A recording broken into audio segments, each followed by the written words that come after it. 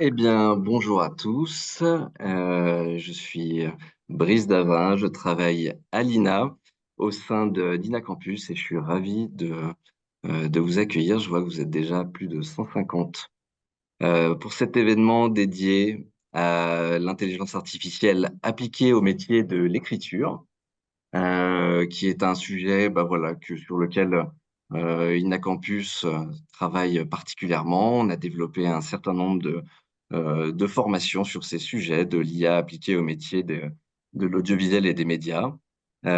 Aujourd'hui, on est ravi de traiter d'un sujet particulièrement brûlant, qui est celui de l'application de l'IA au métier de l'écriture et du scénario. Et pour ce faire, on a rassemblé deux intervenants qui vont évoquer ce sujet et le travailler en profondeur avec moi aujourd'hui Jean-Claude Mossic, que vous avez à l'écran, et David Défendy. Donc, je les laisserai se présenter dans quelques instants. Je voulais simplement vous indiquer que vous aurez la possibilité de leur poser vos questions. Ce que je vous propose, c'est de le faire via le chat en ligne et de poser vos questions par écrit. Et toutes ces questions leur seront transmises dans la dernière partie du webinaire et sur laquelle ils pourront répondre aux questions qui vous brûlent les lèvres. Donc, pendant une quarantaine de minutes, on va traverser ce sujet de l'IA appliquée à l'écriture scénaristique avec des questions autour de l'historique de l'IA appliquée à ce métier, avec les questions des usages, à quel moment utiliser l'IA, dans quel but.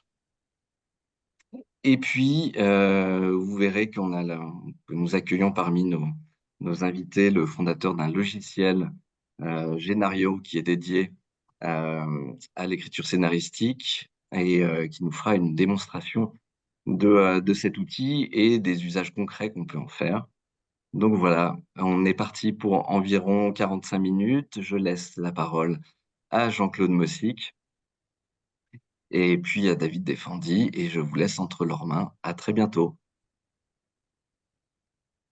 Merci Brice pour cette introduction. Je ne vois pas encore à l'image David, mais je sais qu'il est là. Je n'ai pas eu l'occasion Je de suis le là, saluer. Jean-Claude. Je t'écoute. Salut David, Salut, Jean-Claude. bonjour.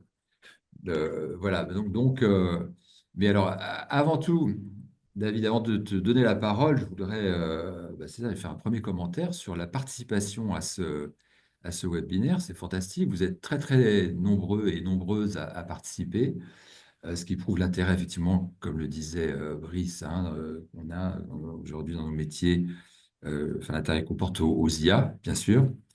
Euh, et pour le coup, en fait, ce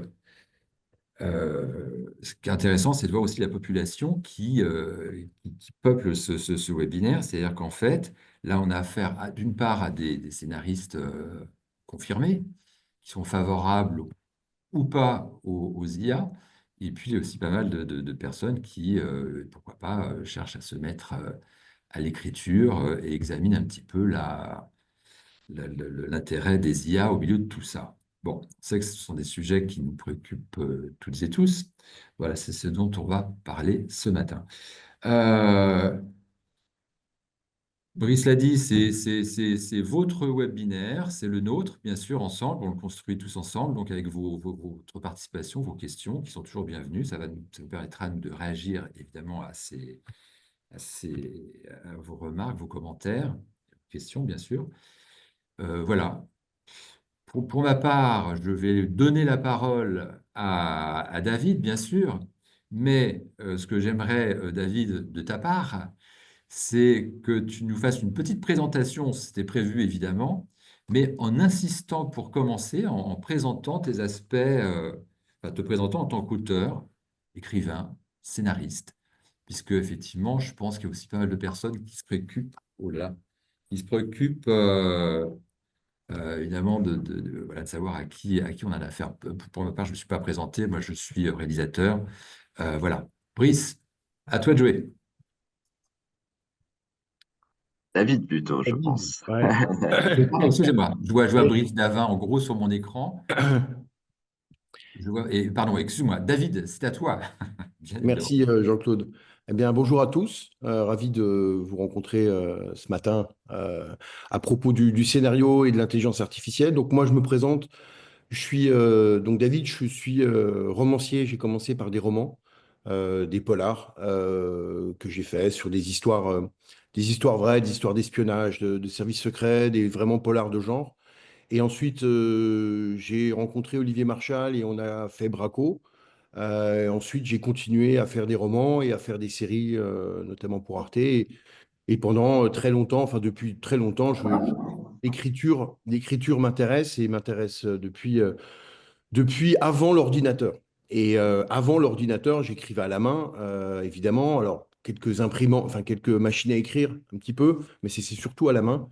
Et j'ai découvert l'ordinateur lors d'un voyage en Amérique. Je vivais en Amérique du Sud, et puis bon, bref, la vie fait que je suis arrivé à un moment donné à San Francisco en 98, 90 là-bas, et on m'a mis dans les mains un ordinateur personnel plus Word avec le coupé. Ouais, je voulais savoir si tu étais connecté au webinaire. Ah, salut Stéphane.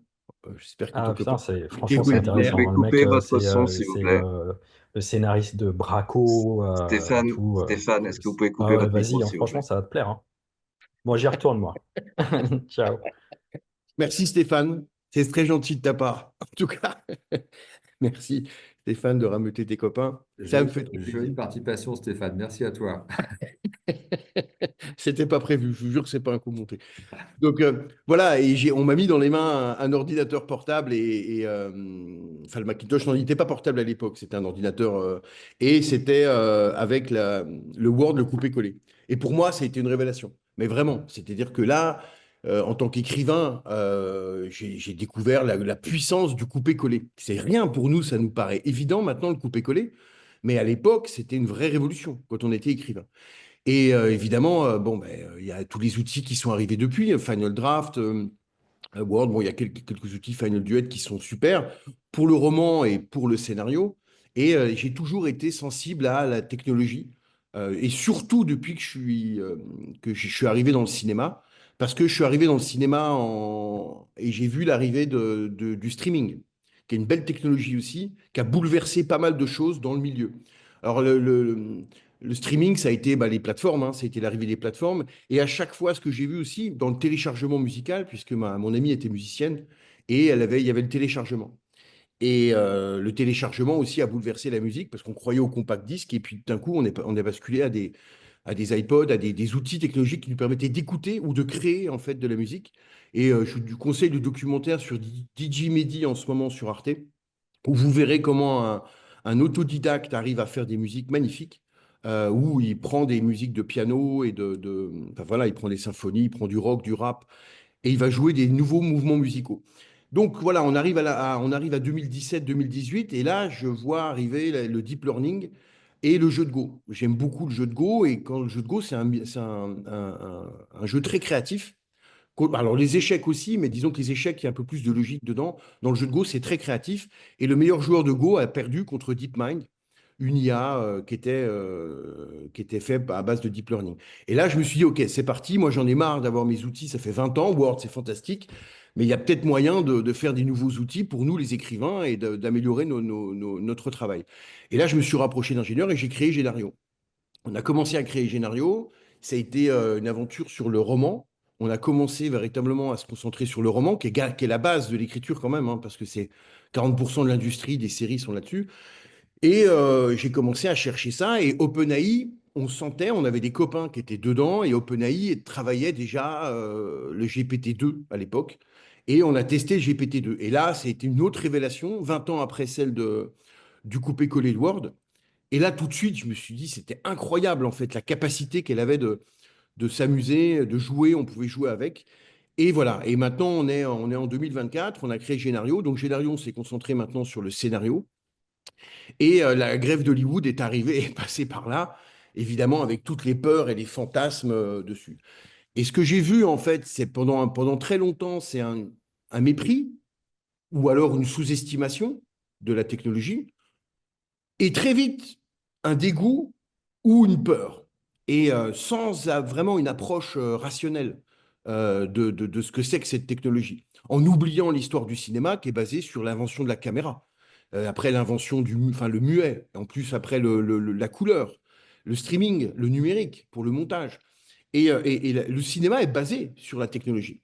Donc il est normal que quand la technologie évoluant, eh bien, le cinéma évolue, mais sans surestimer non plus l'intelligence artificielle. Et je crois qu'il y a beaucoup de problèmes d'approche sur l'intelligence artificielle où on a du mal à, soit on la sous-estime et on va dire oui, mais c'est standardisé parce qu'on ne sait pas l'utiliser, ou alors on la surestime en pensant que ça va remplacer les écrivains ou même l'humain plus général si on tombe dans les délires Terminator. Donc toute la difficulté est là, en fait. C'est d'avoir une approche rationnelle, d'avoir une approche apaisée. Et gros problème qui arrive, en fait, avec les IA, c'est qu'elles ont quand même volé des textes en amont. Et ça, c'est le problème principal, à mon avis, des IA. C'est qu'il y a, de la part des grands acteurs de l'LM, ils ont lu tout ce qu'il y avait sur Internet depuis la naissance d'Internet, dont des textes non libres de droit. Alors aux États-Unis, c'est le fair use, en France, c'est le droit d'auteur, et ça pose des problèmes de droit d'auteur. Donc très vite, en tant qu'écrivain, je me suis rapproché de la SACD pour résoudre ces problèmes-là, en essayant d'apporter des éléments de réponse à ces problématiques de droit d'auteur sur l'intelligence artificielle. Alors je ne parle pas du fait à qui appartient les générations d'IA, parce que ça, c'est un petit peu, à mon avis, futile, parce que l'humain, enfin, c'est l'auteur qui écrit et qui va corriger, donc ça appartiendra toujours à l'auteur, donc ça, c'est pas de souci. C'est plutôt en amont, c'est plutôt comment les IA sont entraînées, et je pense que comme elles ont lu des textes non libres de droit, bah, elles doivent donner de l'argent à des auteurs qui ont permis d'entraîner la machine. Alors voilà, c'est pour ça qu'on s'est rapproché aussi de la SACD et on a fait des accords avec la SACD sur les droits d'auteur. Et maintenant, on est dans une phase, après la haine, enfin après le mépris et la haine il y a un an, on commence à voir en fait apparaître des nouveaux usages et un travail avec Génario, je le vois apparaître tous les jours, et des profils qui apparaissent en fait, des profils qui apparaissent. Euh, on est, euh, on est à un moment charnière en fait de cette technologie d'IA. Elle n'est pas encore consolidée. Elle va évoluer très vite encore les mois qui viennent. On va sûrement atteindre un plafond et il y a sûrement une bulle autour de l'IA, c'est clair. C'est comme Internet. Je me souviens, on était là en 2001, Internet, il y avait une bulle et on disait ah oui, bah, Internet c'était une mode. Bah non, en fait, 3 ans après, Google et Facebook et tout ça Google et Wikipédia s'étaient structurés, donc déjà pour le savoir et les connaissances, ça commençait à se structurer. Et après, pour les relations sociales, bah, il y avait Facebook. Et Netflix est arrivé juste après les plateformes de films. Et Internet a bougé les choses. Et ben c'est peut-être pareil. L'IA, je pense qu'elle va atteindre un plafond, mais on n'a pas encore atteint ce plafond. Donc on ne sait pas jusqu'où ça va aller. Et là, on est vraiment dans tout le monde est dans l'incertitude. Certains sont très optimistes et pensent que comme la musique, on pourra faire des films derrière son ordinateur, comme dit Jim Eddy, et qu'on va connaître la même rupture que la musique. C'est-à-dire qu'à un moment donné, bah ouais, vous êtes tout seul, vous êtes musicien, vous pouvez faire des symphonies piano, violon, vous pouvez avoir des orchestres musicaux en mélangeant ça avec du rap, des groupes de rap, et vous pouvez devenir vous-même un chef d'orchestre, en quelque sorte.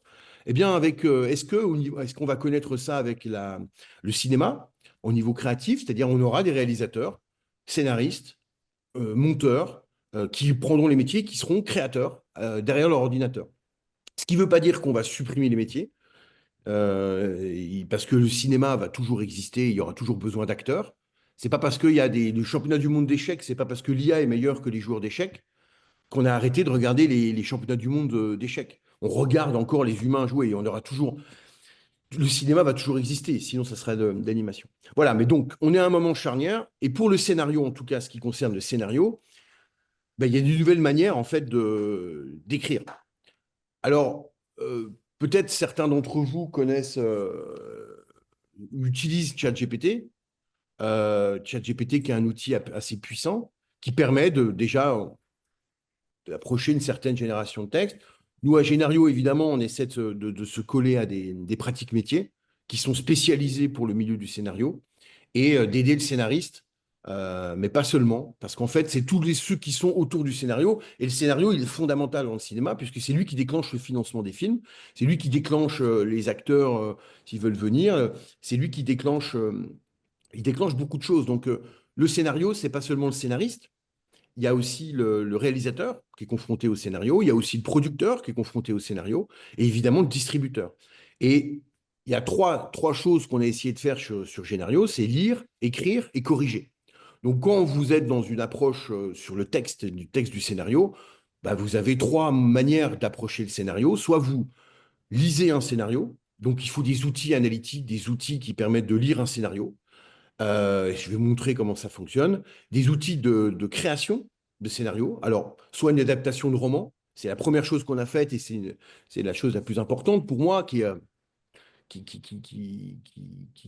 vient du milieu du roman. C'est comment on adapte un roman en scénario, mais comment on crée un scénario avec des documents, des articles de journaux, avec notre âme. Et la création va avec la correction de scénario. Et ça, la correction de scénario, bah, vous importez des scénarios Final Word et vous pouvez les corriger grâce à l'IA et faire des découpages techniques grâce à Génario. Puisqu'on sort une version très puissante qui arrive dans une semaine, dans une semaine et qui sera vraiment, c'est peut-être la plus grande mise à jour qu'on a fait depuis le début de Génario au niveau de la puissance de créative de texte, de proposition de texte, et puis ça va jusqu'au découpage technique. Enfin voilà, on a pas mal de fonctionnalités qui arrivent. Euh, Avant de commencer, dernier point sur la création, euh, si on met pas d'âme, il ne faut pas s'étonner que ça soit standardisé. C'est-à-dire que les gens ne savent pas utiliser l'IA et demandent à l'IA de faire des choses. Bah, fais-moi un résumé, fais-moi un scénario, donne-moi des idées, machin. Mais l'intelligence artificielle et ou Génario ou ChatGPT ne savent pas qui vous êtes. Donc, comment vous voulez que ça puisse créer des choses personnelles, stylisées, originales, si on ne donne pas de soi-même? Et en rencontrant des auteurs, de plus en plus d'auteurs, je découvre il faut donner ses tripes, en fait. Il faut expliquer qui on est, ce qu'on aime, notre âme. Alors, c'est pas vendre notre âme au diable, puisqu'à Génario, on ne garde pas ce que vous faites sur Génario et on est protégé, ce qui n'est pas le cas de tout le monde, mais en tout cas, nous, on protège votre intimité, on protège le fait que les données personnelles ne sont pas gardées. L'IA ne s'entraîne pas sur ce que vous faites, mais par contre, vous pouvez entraîner l'IA. Et entraîner l'IA, c'est pas les structures maquis, c'est pas les techniques narratives uniquement, c'est pas les techniques de scénaristique qui sont bon, très importantes, mais c'est aussi vous-même, votre personnalité, ce que vous avez vécu, ce qui fait votre originalité et le fait que vous êtes unique. Beaucoup de gens écrivent avec l'IA et en fait, on reconnaît ce qu'ils font parce qu'ils ne savent pas en fait le faire. Donc, il y a un vrai problème de formation, mais un grave problème de formation où les gens ne savent pas du tout. Et quand je vois des formateurs qui ont débarqué des fois sur ça et qui ne sont pas écrivains, alors je suis très content, Alina, d'être là parce qu'il y a de très très bonnes personnes, dont Marie-Pierre Thomas qui vous a parlé et qui sont des gens doués. Mais je pense que on doit s'intéresser. On n'est pas un métier. On ne fait pas des machines à café ou des aspirateurs. On ne sert pas de robots pour construire des voitures. On est véritablement dans des aspects d'inspiration, de création et unique. Le scénariste, le romancier doit parler de lui, doit être lui-même et doit expliquer à l'IA qui il est, ce qu'il aime, pour pouvoir avoir une chance de recevoir des informations et des générations de textes pertinentes et originales. Sans parler de la censure aussi qu'il faut débloquer là-dessus. Voilà, donc peut-être, avant de commencer, si vous avez quelques questions ou qu'est-ce que tu en penses, Jean-Claude Oui, d'autres, oui, tout à d'autres... fait. Là, effectivement, en t'écoutant attentivement, je vois défiler le chat et il y a effectivement plein de questions, notamment sur la question des droits d'auteur. On allait y Ouais, venir, bien évidemment, mais on va y revenir aussi. En premier lieu, Richard, je reviens en arrière sur les questions, hein. Euh, c'est ça. Richard nous dit, par exemple, bonjour, quand un producteur donne à Génario des scénarios à lire pour faire des fiches de lecture, ces projets alimentent-ils la machine ou sont-ils supprimés? ils Voilà, sont c'est la question de supprimés et ils n'alimentent pas l'apprentissage. la machine. Voilà. Et alors, pour des raisons de droit et de morale, mais malheureusement aussi de vous dire que ça ne sert à rien que, en fait, les IA ne s'entraînent pas comme ça. Il y a des choses techniques et en fait, il y a comment dire En fait, il y a eu un malentendu. Je vais prendre un malentendu, par exemple, qu'il y a eu avec la SACD. On a fait des accords avec la SACD et jamais dans les discussions, il n'a été dit en contrepartie, la SACD, elle allait me donner les textes des auteurs pour que je puisse entraîner Génario. Jamais il en a été question. Dans toutes nos discussions, on n'en a jamais parlé. Et quand on a, c'est sans contrepartie, on ne s'est jamais entraîné ce que fait la SACD. Et quand l'accord est sorti, les gens ont cru que, ah ben non, mais moi je suis à la SACD, donc mes textes ont entraîné Génario. Et mes textes entraînent Génario. Donc je suis producteur, je mets mes textes, ça entraîne Génario. Et je suis auteur, ah ben Génario va revendre mes données personnelles à d'autres. Mais ça marche pas comme ça, en fait. C'est pas comme ça que ça marche. On n'entraîne pas des IA comme ça sur des petites choses. Il faut imaginer que les entraînements de modèles ont déjà été faits depuis longtemps, avant que vous arriviez sur Génario, et que vous n'êtes pas surveillé et que on ne garde pas ce que vous faites. Parce que tout simplement, ça ne sert à rien, en fait. Ça ne sert à rien ni à nous, et il n'y a personne. Faire fuiter des scénarios, enfin, il n'y a que la Corée du Nord qui avait attaqué, je me souviens, Sony. Ils avaient fait un film sur Kim Ji-woon qui avait une relation homosexuelle avec un Américain. Et Sony avait fait une blague et ils avaient été piratés. Et donc, qu'est-ce que s'était vengé? Et les pirates chinois avaient dévoilé les prochains James Bond sur le net. Et voilà, alors, il peut y avoir pour un James Bond une importance là-dessus de dévoiler les choses. Mais pour ce qui est de Génario, on ne s'entraîne pas sur ce que vous faites. Ce qui n'est pas le cas de ChatGPT, par contre. Parce que eux, ils entraînent leur modèle sur vos interactions. Mais voilà, pour vous rassurer là-dessus. Et Jean-Claude, il y a ton micro. Ton micro, Jean-Claude. Oui, effectivement. Oui, il y a beaucoup de questions de cet ordre-là, en fait, hein, sur les craintes, évidemment, hein, sur l'apprentissage des données, ce que ça devient, etc.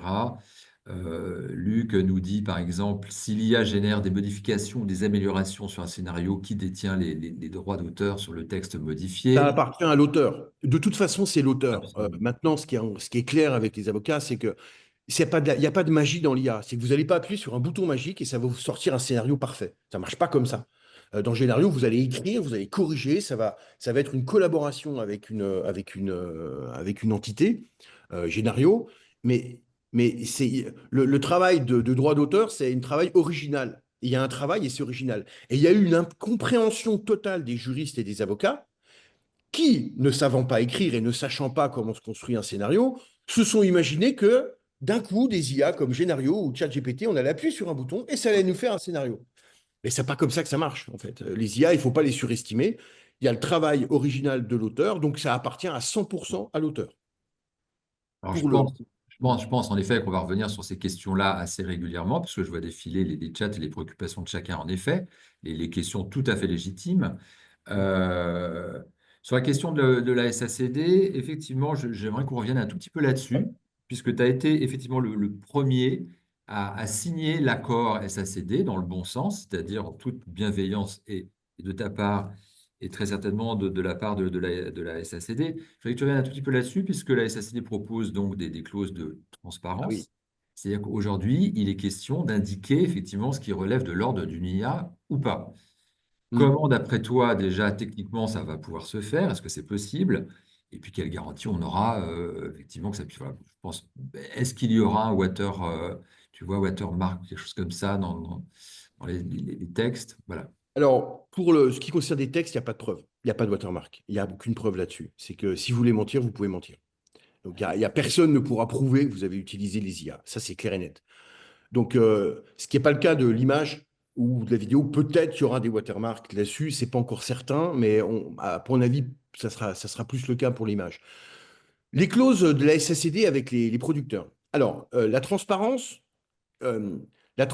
qu'il y a entre moi, je suis auteur, j'écris avec Génario ou notre outil, et moi, je suis producteur, est-ce que je peux utiliser Génario?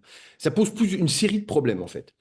Le premier problème qui a été important, qui a été développé pendant la grève à Hollywood, c'est si un producteur réécrit mes textes sans moi. Ça, c'est la première peur, en fait. Donc, il y a la clause qui est de se dire, vous, producteurs, même si vous utilisez l'IA, ça ne sera pas considéré comme un travail, vous devrez me payer la version. Donc ça, c'est ce qu'ont réussi à avoir les scénaristes américains, c'est ce qu'il faut faire en France. ce que je vois, c'est que la difficulté qu'il y a, c'est que si un producteur utilise l'IA pour faire des autres versions, bah, évidemment, en théorie, évidemment, bah, l'auteur se sent fragilisé par l'arrivée des IA génératives. Il se dit, bah merde, moi j'écris, le producteur va faire la Bible sans me dire qu'il l'a fait avec Génario, il va me le présenter, il va pas me payer. Ça pose des problèmes de paiement et de transparence. Et donc, c'est des problèmes très importants qu'il faut pas sous-estimer. Sur ça, bah oui, c'est une déclaration, c'est-à-dire que le producteur peut le faire, pas le faire, mais en tout cas, on n'aura pas la preuve. C'est comme un scénariste. Le scénariste s'inquiète, s'il utilise les IA, d'être moins bien payé, il va aller. Il y a un problème de versionnage. C'est que normalement, les accords entre la guilde, les producteurs ont mis très longtemps à être mis en place, et c'était l'accord de Bible, un paiement minimum pour la Bible. Après, il y a des versions de scénarios qui doivent être déclenchées. L'arrivée de l'intelligence artificielle, il risque de changer un peu la manière de travailler avec un auteur. Moi, ce que je vois, en tout cas, c'est que quand il y a une transparence d'un auteur et d'un producteur et quand ils travaillent ensemble, que le producteur se comporte bien avec l'auteur, c'est-à-dire le paye convenablement, il commence à inventer des nouvelles pratiques de versionnage. Par exemple, l'auteur peut faire deux, trois versions différentes euh, tous les mois. Tester des choses, tester des personnages, tester des frontières. Il peut expérimenter en fait comme dans un laboratoire. Et ça, c'est ce que donne l'IA en fait, c'est que on a l'esprit romantique de l'inspiration de l'auteur, seul dans sa mansarde et qui crée avec ses muses. Bon, évidemment, c'est une vision très romantique de la création. Euh, on a des clauses entre producteurs et scénaristes qui sont mises en place pour calmer ça, c'est-à-dire il y a des étapes de travail, on est beaucoup dans un travail de commande. Je pense qu'il faut ces clauses-là. Comment les respecter, je ne sais pas, c'est compliqué parce qu'il n'y a pas de preuve en fait avec les textes et que de toute façon, on est bien obligé de se mettre autour de la table, auteurs, producteurs, distributeurs, réalisateurs, pour voir comment l'IA va changer nos pratiques parce que moi je le vois arriver. Les versions, quand je vois des scénaristes et des producteurs qui font des versions et qui s'amusent en fait avec l'IA et quand le producteur peut tester des choses, même avant de parler à son auteur, il utilise Génario, il va tester des versions. Par exemple, vous savez, vous avez vécu ça quand vous êtes scénariste, vous arrivez devant un diffuseur et le diffuseur vous dit, ah bah tu sais, ton personnage principal, à mon avis, il est trop vieux, il est trop jeune. C'est peut-être ça pourrait être bien si c'était une femme. Des choses comme ça qui sont des phrases. Mais quand vous rentrez tout seul, vous êtes scénariste et vous rentrez, vous êtes effondré par des discussions de gens qui vous demandent de changements. Vous êtes concentré pendant 2 mois pour construire des personnages et d'un coup, on vous demande des changements qui demandent une réflexion intense. Bah, grâce à Génario et à l'IA, bah, vous allez pouvoir très vite expérimenter ça. Donc, ça va très vite, en fait, vous désangoisser, en fait. Et ça va vous permettre d'aller plus vite. Mais ça, le réalisateur et le producteur, je les invite à le faire aussi pour mieux comprendre ce qu'ils vont dire et mieux dialoguer avec les auteurs. Donc, plus il y a du consentement, plus il y a de transparence, mieux c'est. Je pense que tout ce qui va vers la transparence et le consentement, c'est des progrès. Donc, il faut faire ça. Il faut absolument qu'il y ait vraiment une confiance qui soit créée dans l'industrie. Et parce que je vous le dis, les producteurs ne sont pas scénaristes. Les scénaristes ne seront pas remplacés. C'est pas ça. Il y a des métiers différents, mais le producteur n'a, à part quelques exemples peut-être de producteurs créatifs, ils peuvent jouer un peu, mais le vrai cas, c'est que c'est le scénariste, le romancier. Et c'est de là qu'on va parler peut-être de nouvelle émergence, de nouveaux talents que je vois apparaître. Mais du côté des producteurs, c'est pas leur métier. Donc la peur de ça, non. Mais plus il y a de transparence, mieux c'est. Oui, je pense que ça répond déjà à un certain nombre de questions qui défilent là, effectivement. Hein, Marie qui dit la question des droits d'auteur m'intéresse particulièrement. Tu as répondu à tout ça. Voilà.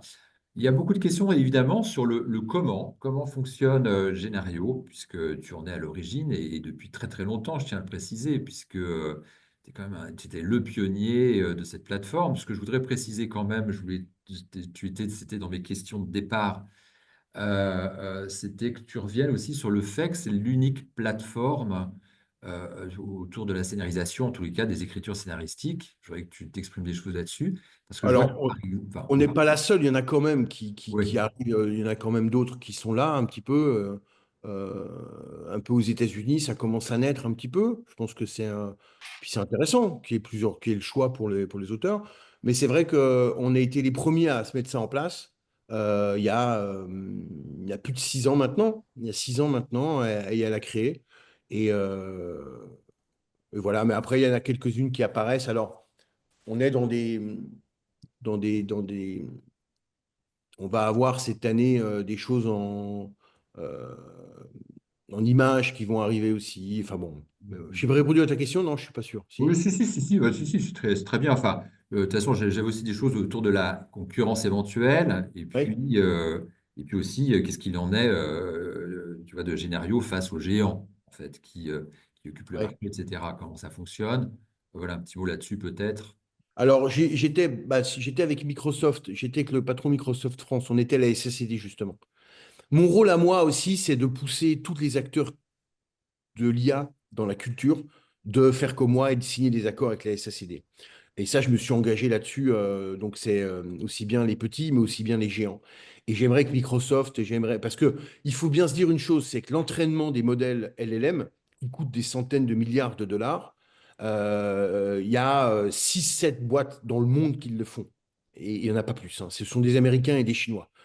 Il y a Mistral, un Français, mais qui est en train d'être pris par un Microsoft, par Azure. Les géants, eux, je pense que c'est, c'est- ça dépend. Ils peuvent se mettre à faire des trucs de scénario. Je pense que pour ces outils-là de spécification, je pense que c'est pas vraiment le rôle. Eux, on a besoin d'eux. Moi, j'ai besoin de ChatGPT. Plus les gens utilisent ChatGPT, plus après, à un moment donné, ils voient dans le scénario des manières de répondre à des problématiques qu'ils ont avec ChatGPT. Donc pour moi, tout ce qui est de ce que les géants font, c'est plutôt du généraliste. Microsoft, par exemple, ils ont fait, c'est pas Studio, merde, ils ont sorti un truc sur l'IA aussi de bureau, un truc de bureautique. Pour nous, Bien. c'est bien. Il faut qu'il y ait une adoption, il faut que les gens utilisent les outils de toute façon. Euh, la spécialisation sur les scénarios, les géants n'iront pas là-dessus. Microsoft me dit, bon, bah, c'est vous, on peut faire des accords avec vous, on va vous aider. Microsoft est plutôt en train de nous aider, nous, quitte à nous manger. Je pense que c'est eux dans cette niche des scénarios. Bon, c'est pas trop leur truc. Je pense que l'accueil aussi serait assez différent de la part des syndicats et des auteurs. À voir. Après, on n'est jamais à l'abri, hein. On n'est jamais à l'abri d'un nouveau arrivant qui met 150 millions de dollars et qui va faire des trucs. Donc, on verra. On verra les choses, mais on Oui, c'est ça, peut. effectivement, oui. Enfin, on sent bien qu'il y a toujours à la fois un côté artisanal auquel tu as l'air de tenir, effectivement, et puis il y a une résistance par rapport aux géants, précisément, sachant que de toute façon, l'industrie est là, et un jour ou l'autre, voilà, bon. Et comme tu le dis, tu le rappelles, c'est un marché de niche, et vous êtes, toi, Génario, c'est ça, avec tes partenaires, plutôt bien Oui, positionnés. oui, ça se passe très bien, mais après, on a vu Apple. Là, je fais avec le patron, l'ancien patron d'Apple, on fait un festival de scénarios fait par Génario dans le sud, on vous en parlera après. Ça a lieu à Nice, à la Victorine, en avril. On fait un concours de scénarios. On présentera les scénaristes à des producteurs, à des réalisateurs. On va faire des conférences autour de ça. Bon, bah pareil, le patron d'Apple qui était là, pour lui, bon, c'est pas. Pour lui, c'est voilà, c'est des gens comme Genario qui vont arriver, quitte à peut-être à être soutenus après par Apple ou Microsoft. Mais eux, se positionner là-dessus, c'est pas vraiment leur truc. Mais bon, on verra après, on sait jamais. Ça, c'est le hasard de la vie. Ben, merci. Alors, bon, les questions défilent, c'est certain. Parlons un petit peu de Genario véritablement, puisque avec ton origine d'écrivain, auteur que tu nous as rappelé, c'est tout à fait nécessaire. Qu'est-ce que tu t'es dit à la création de Genario? Parce que là, je vois qu'il y a plein de questions sur les dialogues, par exemple. Ouais. Bon, voilà, je connais la procédure, bien sûr, hein, euh, voilà, un petit mot, c'est ça, sur toi, la conception de Genario. Scénario. Alors, la première chose qu'on a voulu faire, c'est l'adaptation de romans en scénario. C'est la première fonctionnalité qui, pour moi, m'intéressait vraiment beaucoup. C'était vraiment l'adaptation de romans en scénario. Parce que je viens du roman et on les a été adaptés en scénario, mais parce qu'aussi, j'adore le roman, je viens de la littérature. Et je pense que euh, c'est la littérature qui est vraiment fondatrice des histoires. On a l'écrit, l'oral, malheureusement, on n'a pas de traces, donc il faut bien l'écriture pour pouvoir garder des traces d'Homère ou de Gilgamesh, enfin des plus vieilles histoires qui ont été créées par l'homme. Donc, c'est important, en fait, de faire le passage entre le roman et le scénario. Et ça, c'est la première chose. C'est vraiment le truc qui m'a intéressé. Donc, on a toutes des pratiques autour de ça. Je pourrais vous montrer comment ça fonctionne. Donc, on a mis déjà une bibliothèque de romans, de classiques, de romans libres de droit dans Génario, et avec lesquels on peut s'amuser. Et ça va de Homère, Gilgamesh, jusqu'à Maupassant, Proust, Kafka. Et ce sont des manières où vous allez pouvoir mettre un Kafka, tiens, adapte-moi un Kafka qui va se passer à Marseille. Adapte-moi un mot passant qui va se passer à Paris pendant le Covid. Adapte-moi des contes de fées. On a beaucoup de contes de fées aussi. Et en fait, c'est ce passage entre toute cette mémoire classique, cette mémoire des humanités, et comment on la transforme en film. Vous n'êtes pas sans voir que Monte Cristo a encore bien marché cette année et que là, c'est vraiment la première fonctionnalité. Ensuite, sur les dialogues, alors, vous pouvez mettre un scénario dans Génario et demander de changer les dialogues ou demander de changer le caractère d'une personnalité. Et ça va le faire automatiquement.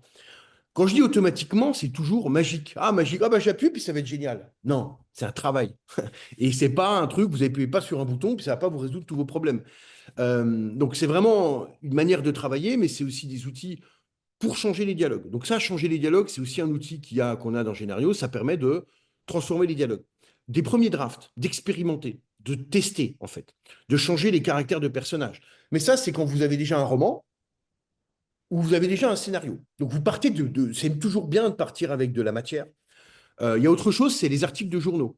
Là, on sort la version où vous pouvez prendre les articles de journaux, les faits divers. On a beaucoup de choses sur les faits divers et les faits divers inspirent le cinéma et la télé énormément. Donc, vous pouvez mettre des articles de journaux et commencer à les travailler dans Génario. Donc, en fait, ça, c'est les premières choses qui m'intéressent dans Génario, c'est que vous avez un document de départ, un roman, un article de journal, un scénario, et vous allez commencer à travailler dessus avec Génario et à utiliser les outils pour donner votre angle. Parce qu'il ne suffit pas d'appuyer sur un bouton, mettre un roman, puis hop, ça vous fait un scénario délégué. Il faut donner un angle. Il y a toujours un angle par rapport à qui on parle. Si vous adaptez un roman pour Arte ou pour TF1, vous n'allez pas vous y prendre de la même manière. Ou si vous faites du cinéma avec Le Pacte ou avec Haut et Court, vous n'allez pas vous y prendre de la même manière. Donc, il faut y donner aussi des informations précises. Donc, voilà, je dirais transformation du roman, transformation de l'article du journal et transformation de scénario. Ça, c'est les premières choses les plus intéressantes. Et après, vous pouvez aussi, si vous êtes producteur, avoir, par exemple, des découpages techniques. Ou réalisateur, vous avez des découpages techniques, c'est que vous mettez votre scénario et vous allez avoir un découpage technique très très précis. Là, c'est cette nouvelle fonctionnalité qui est absolument incroyable, je vais vous montrer, qui est dedans, mais ça, c'est peut-être pas pour les scénaristes, hein, c'est peut-être pour des métiers qui viennent après, juste avant le tournage. Vous avez aussi des fiches de lecture, donc ça, c'est pour les producteurs. Bon, les producteurs, ils ont des besoins ils reçoivent beaucoup, beaucoup, beaucoup de scénarios. Je parle des distributeurs aussi, hein, c'est pareil pour les plateformes ou les chaînes de télé, hein. Elles ont beaucoup de scénarios à lire et ils ont besoin d'avoir une approche froide et lucide. C'est-à-dire que euh, vous avez une première approche avec les fiches de lecture scénario où on vous dit les choses telles qu'elles sont là. On a beaucoup travaillé ça pour la nouvelle version aussi. Et après, vous pouvez creuser si ça correspond à votre ligne éditoriale, si ça correspond à ce que vous voulez faire. Et vous pouvez faire ça. Et on a un dernier outil qui est le plus... on est les seuls à faire une traduction en anglais ou dans toutes les langues, enfin plus de 100 langues, en gardant le format scénario. DeepL ou ChatGPT ne le font pas, mais nous, vous pouvez mettre un scénario et vous pouvez le traduire très très rapidement. Un premier draft, évidemment, ça n'empêchera pas d'embaucher un traducteur, mais vous avez un premier draft qui permet, dans des équipes, moi j'ai travaillé avec des Allemands, des Anglais, des Coréens, et je peux vous dire que c'est un enfer, en fait, quand vous faites pour Arte, par exemple, on parlait en anglais avec un Allemand, et on écrivait en allemand qui devait être traduit en anglais, et le travail collaboratif a été empêché pendant de très nombreuses années à cause de ça. Et donc, c'est aussi une des fonctionnalités Génario que j'ai voulu faire rapidement, c'est de se dire comment les équipes de scénaristes peuvent collaborer beaucoup mieux l'un entre elles, comment les équipes de créateurs. Et après aussi des coproductions, c'est que vous allez passer par producteurs. Pour des drafts temporaires, ça n'empêche pas qu'à un moment donné, vous avez besoin d'un traducteur qui va faire un vrai travail de traduction, qui est un travail fin et artistique. Mais voilà, voilà les fonctionnalités un peu phares de Génario, qui pour moi me répondaient à des problématiques que j'avais rencontrées dans mon métier. Hmm. Ouais, très bien. Écoute, merci pour ces précisions. J'ajoute aussi que, pour le coup, tu viens de le dire, Génériaux travaille évidemment en anglais sur des plateformes. Voilà. Et donc, ça, c'est important parce qu'on s'était posé la question, nous, ici à l'INA, on pratique en français, mais sans se demander, enfin, on ne sait pas trop si c'était tout à fait adapté ou pas. Et tu m'as confirmé, tu confirmes bel et bien que ça travaille en anglais. Donc, c'est ouvert à différents pays ou cultures, en sachant que les langues sont, quoi qu'il en soit, limitées. Enfin, comme tu le disais, tu l'as déjà déclaré, les petites langues, en fait, ne sont pas représentées. Mais ce qui est tout à fait normal, puisqu'on passe souvent par les traducteurs. Euh, Juste un mot sur, on évoquait la concurrence. Il y a Ange Pasquini qui dit qu'en fait, qui prétend, qui propose un commentaire sur Perplexity, qui Ah prétend ouais, que Perplexity, c'est Perplexity super. serait plus performant que ChatGPT 4.0. Alors, Perplexity, c'est super. Alors c'est pas exactement les mêmes choses. Perplexity, c'est plutôt un concurrent de Google que ChatGPT. Mais c'est vrai que bon, ça va se jouer en fait, Perplexity, Google et puis ChatGPT, entre les trois. Perplexity, c'est super bien. Bah, ça, je vous le conseille. Dans les recherches et tout ça que vous faites documentaire, c'est vraiment intéressant. C'est un complément de Google ou d'une recherche généraliste. Perplexity, c'est vraiment intéressant. Oui, ça, ce sont des choses que tu vois en complément, que tu ne vis pas, toi, particulièrement en concurrence sur Génériaux, en fait. C'est Ah pas... non, non, non, non, c'est au contraire. Non, non, c'est pas des concurrents du tout. Non, Voilà. non, mais en fait, Perplexity, vous avez une barre de recherche, vous allez faire des recherches dessus, vous allez travailler dessus et tout ça. Ça peut vous faire des drafts un peu, ça peut vous aider. Nous, Génario, on est après, vous pouvez écrire à la main, vous pouvez retravailler, vous avez des planches, vous avez des scénarios dialogués, vous avez des scènes, vous avez tous des dispositifs, en fait, autour du scénario que ne font pas ChatGPT, que ne font pas Perplexity ou Google. On n'est pas concurrents, au contraire. En fait, plus les gens vont aller vers Perplexity, vont s'entraîner. Moi, en fait, c'est des antichambres pour Génario. Et c'est des gens qui viennent de ChatGPT, après qui viennent vers Génario. C'est des gens qui. Alors au début, ils testent, ah ouais, mais moi j'aime bien ChatGPT, puis Génario, puis après, petit à petit, ça passe vers Génario. Et Perplexity, c'est pareil. Ce sont des compléments. Il n'y a pas de concurrents, c'est pas des concurrents, pas du tout. Ça fait. Une question qui porte sur le documentaire. Est-ce que Génario serait adapté au projet documentaire, film documentaire? Qu'est-ce que tu réponds? Documentaire, ça dépend, parce que documentaire, c'est quand même. C'est des dispositifs d'image et en fait de montage, beaucoup. Ça dépend s'il y a des archives ou des interviews que vous avez fait, mais en général, alors vous pouvez faire des scénarios évidemment en amont, mais vous savez que dans le documentaire, ça bouge beaucoup. Docu-fiction, oui, évidemment. Pour le documentaire, le documentaire, c'est quand même un métier enfin, c'est quand même un métier de montage. Alors, le scénario peut vous aider en amont, mais après, le documentaire, ça va vraiment pour vous être une manière vous avez vos banques de données, des interviews, des images d'archives, et vous allez monter ça de telle manière que ça donne un sens. Vous allez faire une structure au départ avec le texte, avec Génario, mais dans le documentaire, ça va tellement évoluer que c'est plutôt des outils de montage qui seront intéressants. D'ailleurs, des outils d'IA de montage qui commencent à arriver, qui sont vraiment pas mal. Très bien, très bien, très bien. Tu évoquais une petite démo, quelque chose comme ça. Enfin, Ouais, parce qu'effectivement, ce serait pas mal de ouais, proposer un parcours, c'est ça, tu vois. je peux vous montrer une petite démo. Je peux vous en faire une. Enfin, je peux vous Mhm. montrer comment ça fonctionne, quoi. Ça peut être sympa. Alors, attendez. Est-ce que vous voyez mon écran? Attendez voir. Je retrouve ça. Est-ce que vous voyez mon écran? Oui, oui, oui. Mes projets, vous pouvez Vous créer un voyez? projet là-dessus Ok. sur la plateforme Bon, alors, Génario. c'est la nouvelle version qui va arriver. Donc, évidemment, vous avez vous avez la possibilité de créer un nouveau projet. Vous allez choisir si c'est une fiche de lecture, série, film, note de production. Prenons un film, par exemple. D'accord? Euh, Vous allez créer structure de film. Et là, vous avez ici pouvoir mettre des caractéristiques de votre projet. Donc ça, c'est des biais que vous rajoutez pour que l'IA puisse comprendre le genre dans lequel vous êtes, le format. Vous allez pouvoir mettre des documents ici, tous les documents que vous cherchez. Donc ça peut être des fichiers, tous les fichiers Final Draft, des images. Vous pouvez mettre des textes ici, vous pouvez mettre ce que vous voulez. On vous a la bibliothèque de romans libres de droit que vous avez ici. Donc vous avez Stendhal, enfin vous avez, ça va des contes d'Anderson, Balzac.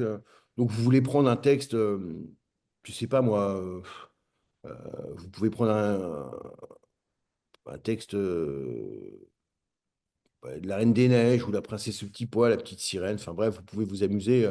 On va prendre un texte comme ça. Vous prenez un texte de roman, mais vous pouvez mettre ici dans tous vos documents, vous pouvez mettre des dizaines de documents. Et vous pourrez jouer, par exemple, on va en prendre un deuxième qui serait, euh, je sais pas moi, on va prendre Le Coffre et le Revenant de Stendhal. Je sais pas ce que c'est, je l'ai pas lu, mais bon, on va s'amuser là-dessus. Vous pouvez prendre des pages web. Par exemple, vous allez page web, je sais pas moi, faits divers, meurtre, euh,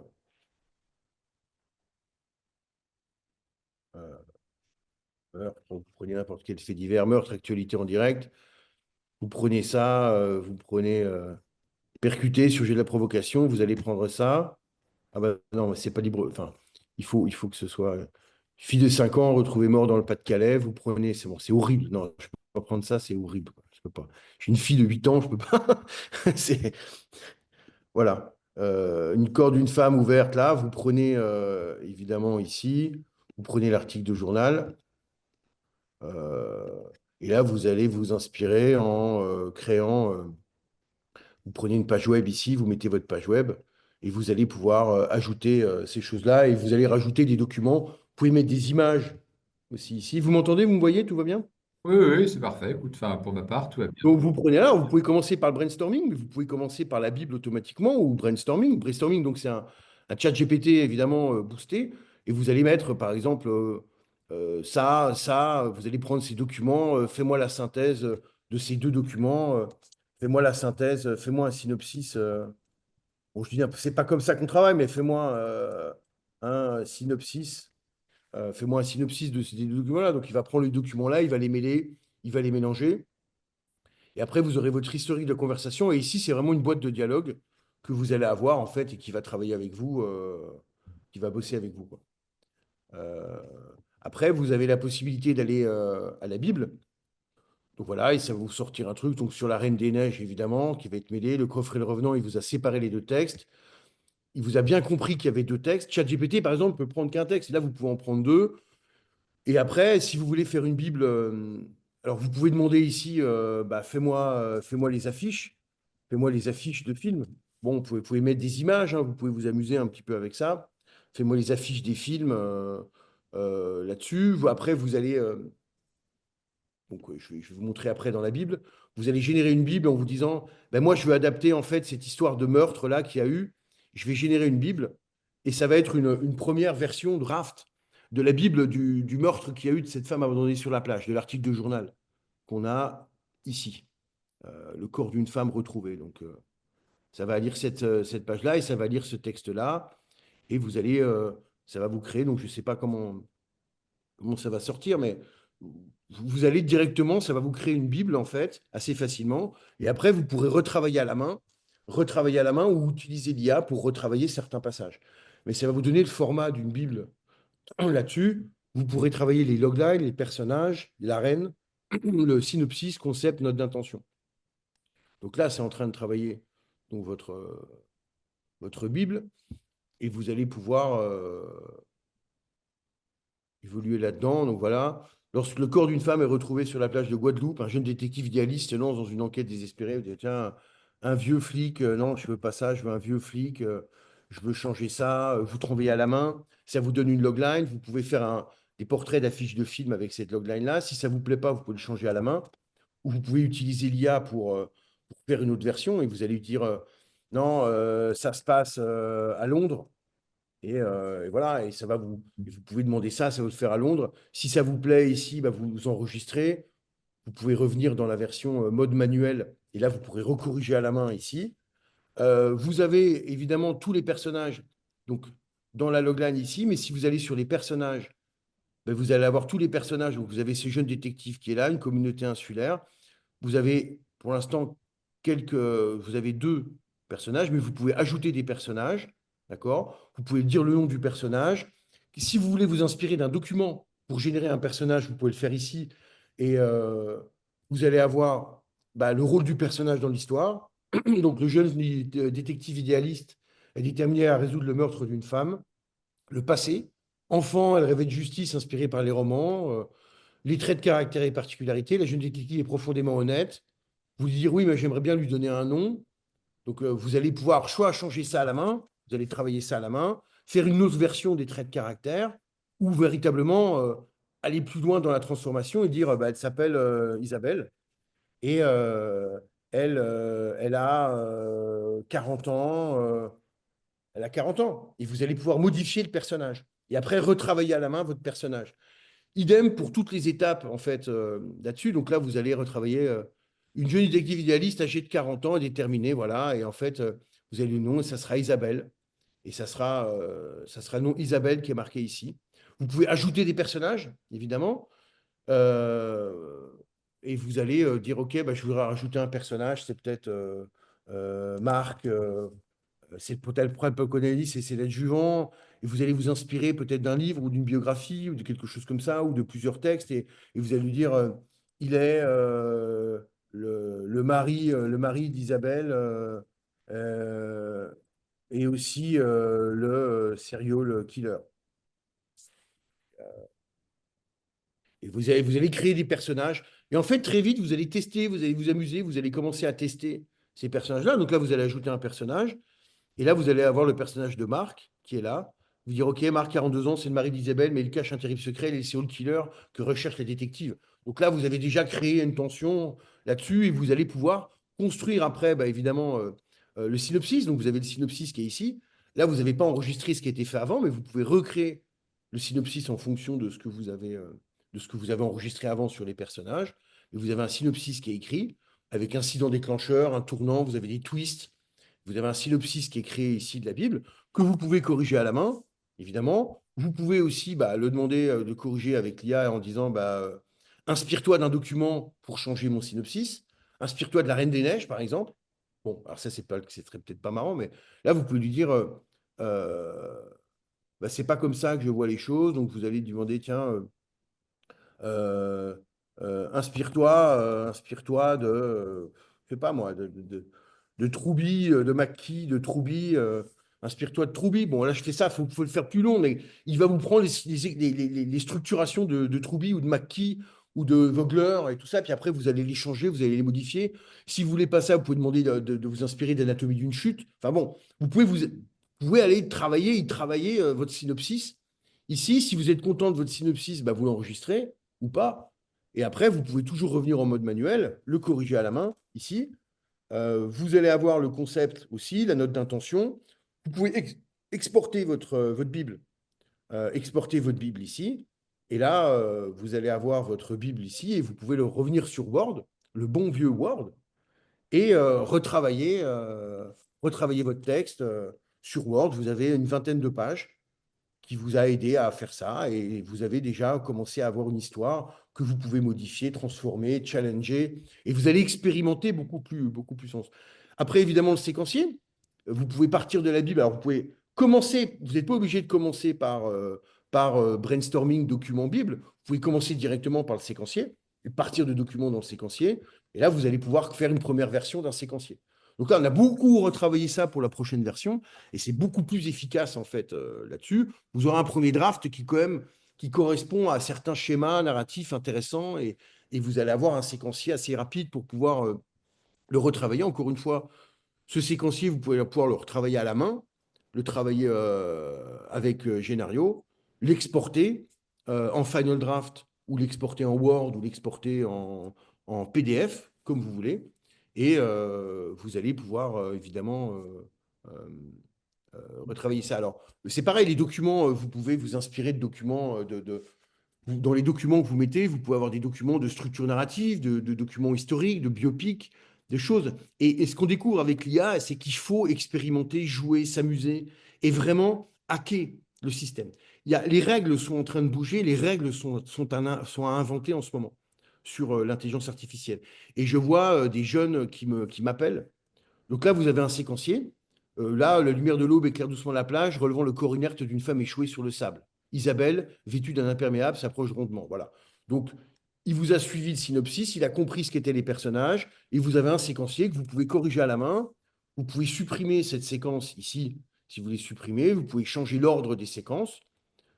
Donc là, je ne sais pas combien on en a une centaine. C'est un film, vous avez une centaine de séquences, mais vous pouvez évidemment créer des nouvelles séquences. Si vous dites, tiens, bah, il manque des séquences, à partir de la séquence 5, Isabelle est attaquée par des inconnus. Puis après, vous allez écrire où ça se passe et tout ça, vous allez donner des choses. À partir de là, bon, allez, on va commencer par ça. On va commencer par un teaser et Isabelle est attaquée par des inconnus. Bah, il va comprendre ce qui a été dans la Bible, comprendre ce qui a été dans le séquencier, et ça va. Isabelle confrontée à l'ancien ennemi sur tenir. Alors, non, c'est pas ça. C'est les premières sections. Isabelle, seule sur la plage, scrute l'horizon, perdue dans ses pensées. Soudain, des silhouettes surgissent de l'ombre, se dirigent vers elle avec une attention menaçante. Voilà. Et donc, vous allez retravailler ça assez facilement. Vous pouvez corriger plein de séquences. Si vous voulez corriger des séquences, vous pouvez corriger les 32 premières séquences, transformer, je ne sais pas, le caractère d'Isabelle. Isabelle est extravertie. Je ne sais pas moi. Isabelle, vous allez faire un truc, Isabelle, on va faire un truc marrant, c'est un peu débile, mais est toujours très, très heureuse. Mais on va voir comment elle se fait attaquer. Ça va être assez drôlissime. Donc, vous allez avoir la possibilité, les 4 premières séquences, bah, de faire ça. Et les 4 premières séquences, vous aurez la séquence source où Isabelle se faisait attaquer par des inconnus. Et là, Isabelle rayonnante sur la plage, voilà, et vous pourrez valider ou pas les changements en vérifiant ce que vous a proposé Ilias, ce que vous avez fait avant, ignorer tous les changements, valider tous les changements. Vous pourrez travailler le séquencier. Et c'est idem pour le scénario. Donc, le scénario, bah, vous allez partir du séquencier. Et là, vous aurez un scénario dialogué que vous allez retravailler. Donc, c'est les final drafts, enfin, c'est les premiers drafts, pardon, qui sont là. Vous pouvez l'exporter. Ah oui, je ne vous ai pas montré, mais vous pouvez exporter votre séquencier ici. Euh, Vous pouvez l'exporter en final draft, en PDF, en docx, enfin, en ce que vous voulez. Et vous exportez ça et vous avez votre séquencier qui est ici. Euh, Vous avez aussi donc la possibilité de faire un scénario, c'est le même principe. Mais par exemple, un scénario, on pourrait par exemple partir d'un scénario Final Draft, et là on va partir par exemple d'un scénario qui a été fait en Final Draft. Vous importez votre scénario Final Draft ici, ça va extraire les personnages, et vous aurez à la virgule près votre scénario dans le scénario. Et vous pourrez utiliser toutes les fonctionnalités de scénario pour changer les dialogues, changer les personnages, les décors, et puis utiliser scénario. Et après, vous pourrez réexporter vos changements dans votre espace Final Draft. Donc là, voilà, vous avez un scénario, vous avez exporté votre scénario ici. Vous avez, vous avez toutes vos scènes. Alors, vous avez toutes vos scènes ici. Donc, vous avez 134 scènes. À la virgule près, c'est respecté. Et vous pouvez changer, créer des nouvelles scènes. Euh, Vous pouvez modifier des scènes. Encore une fois, changer les dialogues, par exemple. Vous pouvez changer les dialogues, je ne sais pas moi, Benjamin, il parle en latin, par exemple. Petite connerie, mais tu vois, il parle en latin. Donc, en fait, pendant les 7 premiers épisodes, Benjamin, il va parler en latin. Et vous pourrez parler, il est extraverti, il est plus timide. La relation que Benjamin a avec. Euh, alors là, là c'est la scène 2, il faut peut-être aller à la scène 3. Non, il n'y a pas de dialogue. Alors, je suis malin, moi. C'est pas malin de ma part. Bah, il parle pas. Bref, Léo, on va faire. Oui, j'aurais dû prendre une scène où il parlait, ça aurait été plus simple.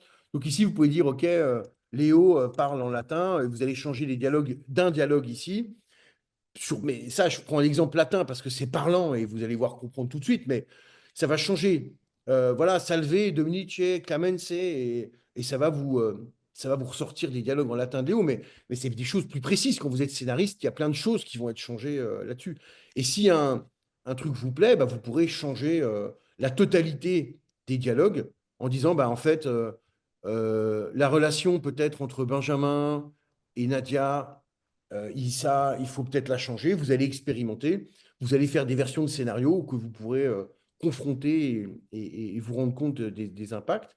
Ensuite, vous avez l'analyse graphique ici. Donc, vous avez des analyses graphiques sur déjà un peu une sorte de vue à vue d'oiseau de ce que vous avez dans votre scénario.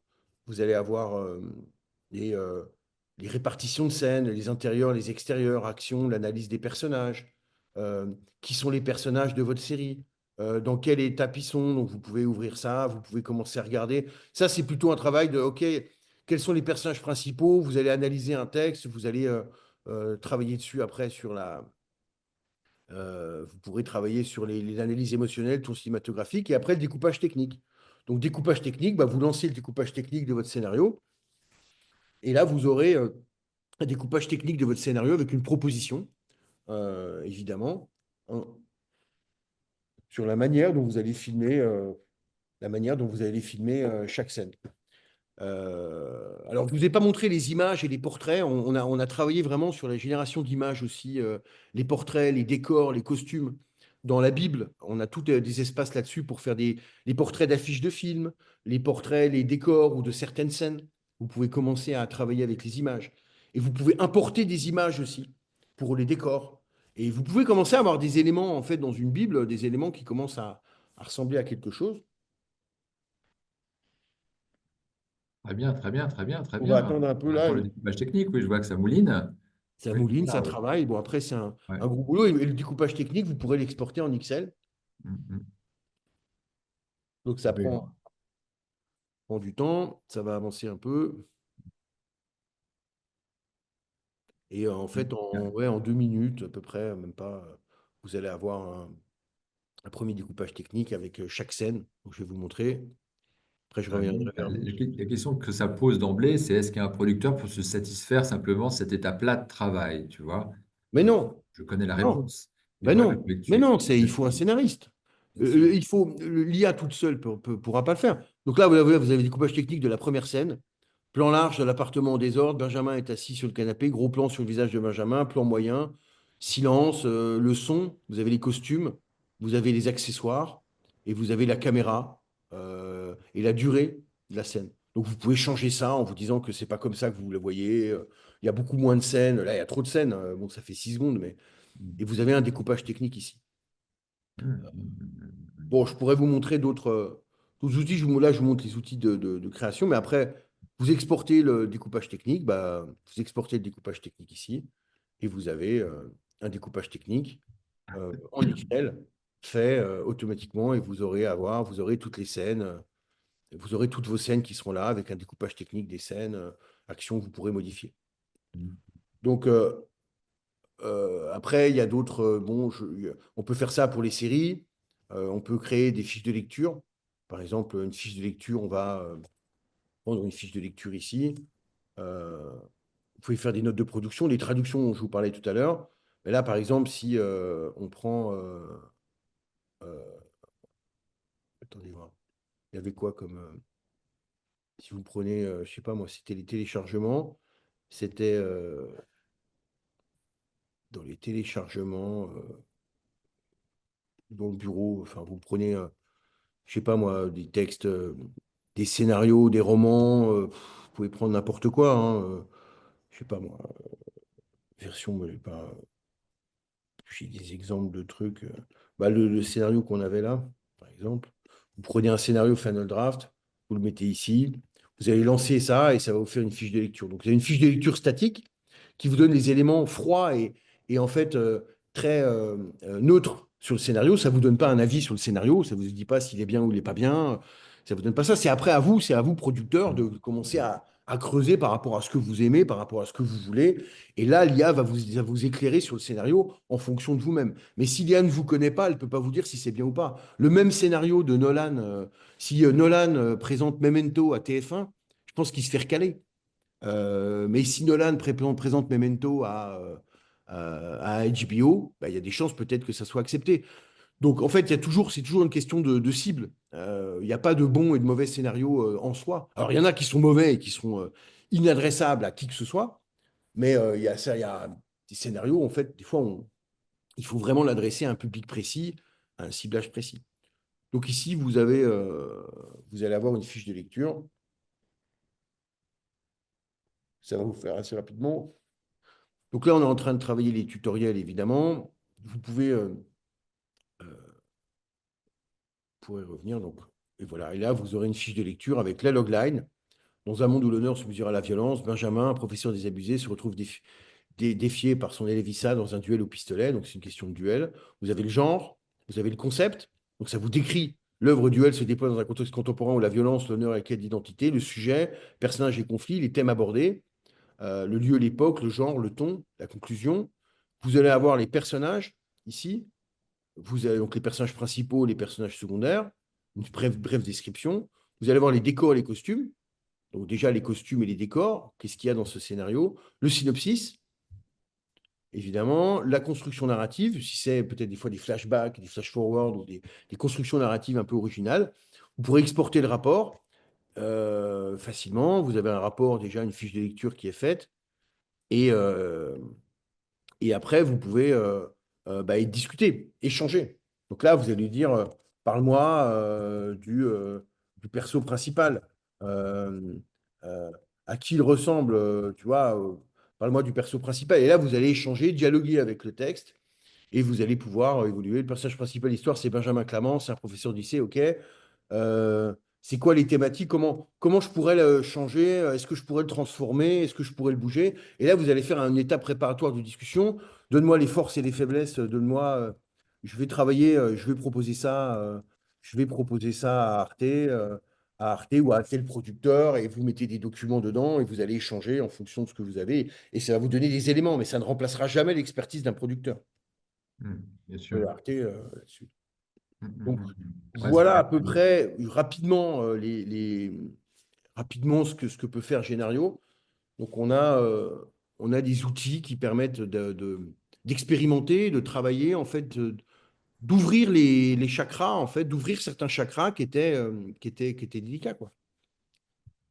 Très bien, merci pour cette démo, ça paraît clair. Alors, ça amène tout de suite la question aussi de la formation, parce qu'on voit bien que même si c'est accessible, en apparence très simple, etc., bon, ça supposait évidemment un peu de pratique, Oui, oui. un peu de prise en main. Alors donc, tu nous parleras peut-être de formation tout de suite après, mais il y a pas mal de questions évidemment sur la tarification de tout ça, évidemment. Donc un petit éclaircissement, puis on ira peut-être autour de ces questions de formation et pourquoi pas d'avenir à partir de ces questions-là. Oui, Ouais. on pourra aussi Alors, évoquer, pardon, j'y pense aussi, évoquer la nouvelle version. oui, qui arrive là. Génial. Cette version-là arrive, donc elle est beaucoup plus puissante que la dernière que la dernière qu'on a, qui était un peu prototypaire en fait. Celle qu'on avait pour l'instant. Là, on est rentré vraiment dans un truc scalable. Alors, c'est des mots, mais voilà, on est rentré dans des trucs d'envergure et on a pris beaucoup d'informations des auteurs, des producteurs qui nous ont parlé, qui nous ont demandé des choses. On a amélioré les points principaux. On a priorisé ça par rapport à l'ancienne version. Elle arrive dans une dizaine de jours, même pas. Et évidemment, comme on en a parlé avec Jean-Claude, je ferai une réduction de 30% avec tous ceux qui participent à cette réunion.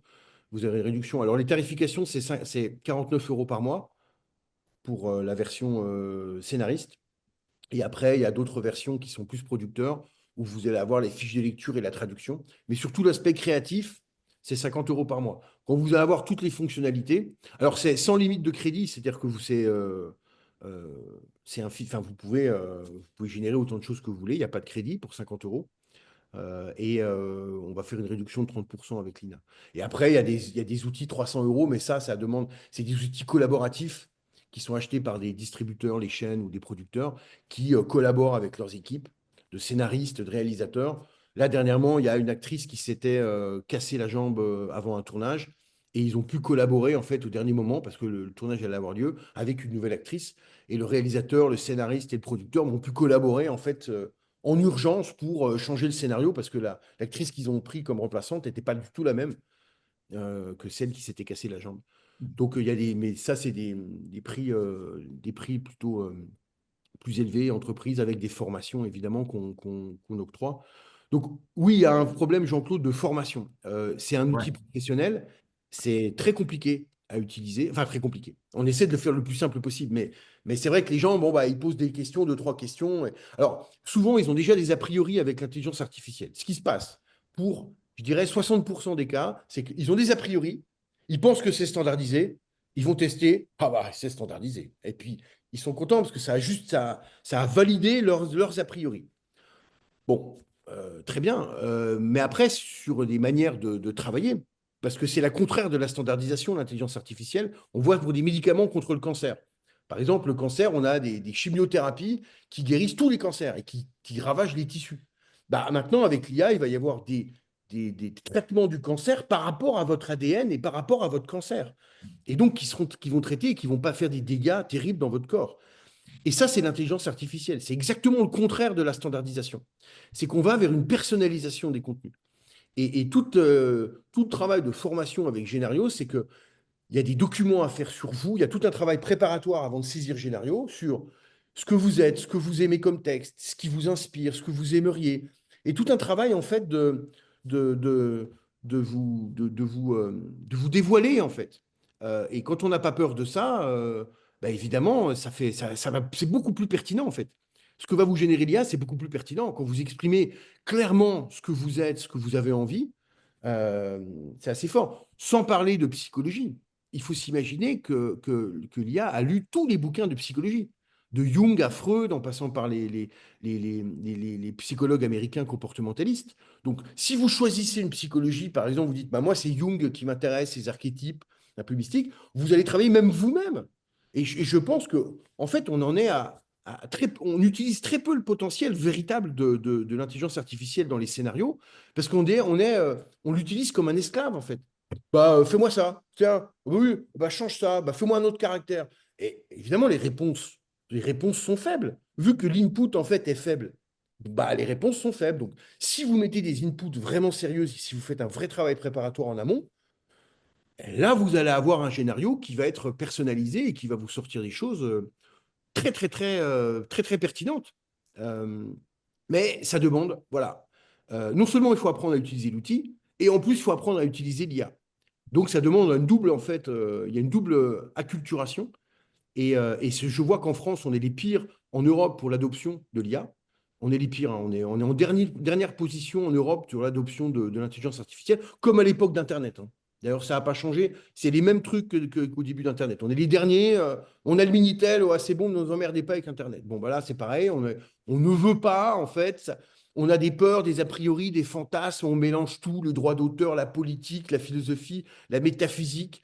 On pense à Terminator. Enfin, bref, on part dans des délires qui sont nuisibles à notre travail quotidien de scénariste ou de réalisateur ou de producteur, où on doit être beaucoup plus concentré, focus sur le travail normal, en fait, et expérimenter l'IA et Génario comme un outil supplémentaire à disposition du scénariste.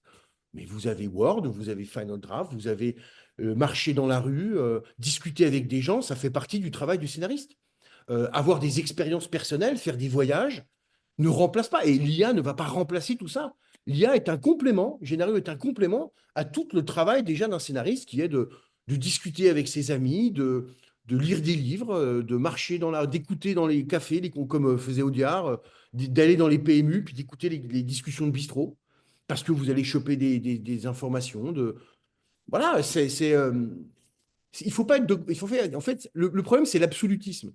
C'est que il n'y a pas que l'IA ou que l'esprit romantique ou que les choses. Non, il faut respirer, il faut être ouvert, il faut utiliser tous les outils à disposition, il faut écrire. Et ça, je le dis encore, ne laissez pas l'IA écrire pour vous. Utilisez l'IA comme un sparring partner, mais il faut écrire. Il y a un problème de fainéantise qui se met en place dans une petite catégorie de la population avec l'IA où ah bah, ils appuient et puis ils foutent plus rien, puis ils écrivent plus. Bah fais-moi ça, et puis fais-moi ça, et fais-moi ça. Et non, c'est pas comme ça que ça marche en fait. Il faut continuer d'écrire à la main, même au stylo. C'est pas parce que vous utilisez l'ordinateur qu'il ne faut pas avoir de carnet dans lequel vous allez écrire des notes. Et ben, c'est pas parce qu'il y a Génario que vous allez arrêter d'écrire. Il faut, il faut l'utiliser comme un outil supplémentaire à notre service. Et voilà. Parfait, parfait, David. Merci beaucoup pour ces éclaircissements, précisions, commentaires. Dis donc, il y a plein de questions sur la proposition que tu fais, Ouais. sur l'offre, en fait. Est-ce que ça se prolonge dans le temps? Comment ça se limite, Alors, on etc. va le faire pour la sortie, pour l'INA, là, on va le faire, on va faire une offre qui va durer une semaine, je pense. Et puis, en fait, il suffit d'envoyer vos mails à Brice et vous aurez accès à la nouvelle version, évidemment en priorité, et vous aurez la promotion de 30%. Et Parfait. vous pouvez Pas envoyer besoin un de mail. m'envoyer vos mails, hein, je les ai déjà, les mails des participants. Donc, vous Voilà, bah, je recevrez vous enverrai avec ces le mails-là. webinaire, en fait, avec le replay, vous recevrez ce code promotionnel. C'est ça. Il y a une question de Anne qui dit si on est scénariste et producteur, doit-on prendre 2 abonnements? David, comment ça se passe dans ces cas-là? Oui, non, même 4. Je conseille d'en prendre même. Quand on essaie, ça dépend, mais on peut en prendre 10. N'hésitez pas. Offrez-le à vos amis. Non, non, non. Si vous êtes serré, utilisez un et puis c'est suffisant. Un. Oui, et puis il y a aussi une question sur le service après-vente. Qu'est-ce qu'il en est? Est-ce que c'est nécessaire ou pas? Est-ce que c'est... Voilà. Bah ouais, ça fait partie de l'accompagnement alors après, c'est des formations. Vous pouvez demander des formations. C'est ce qu'on va mettre en place là aussi avec Ah, voilà. là. Donc il y a 3 choses qui se mettent en place. Il y a cette nouvelle version de Génario, donc cette promo qu'on fait avec vous, Elina. Il y a les formations qu'on va mettre en place. Donc, on est en train de discuter avec pas mal d'organismes de formateurs, dont l'INA, et parce qu'on a très, très envie. En fait, on est submergé un peu de demandes et on ne peut pas toutes les adresser.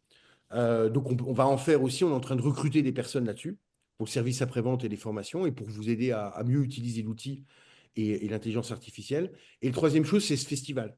Le festival qu'on lance, donc l'ancien patron d'Apple, hein, c'est celui qui a recruté Steve Jobs, hein, c'est Marco Landi, et qui m'a appelé pour organiser un festival à la Victorine, à Nice, qu'on va lancer le 20 décembre. Et là, dans ce cadre-là, c'est évident que il y a beaucoup de producteurs et distributeurs qui voient des nouveaux talents. Moi, ce que je fais un peu garde de triage, ce qui se passe, c'est qu'en fait, moi, je vois arriver des talents qui sortent pas des écoles, qui n'ont pas fait d'école, et des fois qui n'ont même pas le bac. C'est ça qui m'a étonné, en fait. Je vois en Seine-Saint-Denis, par exemple, je vois arriver dans les cités.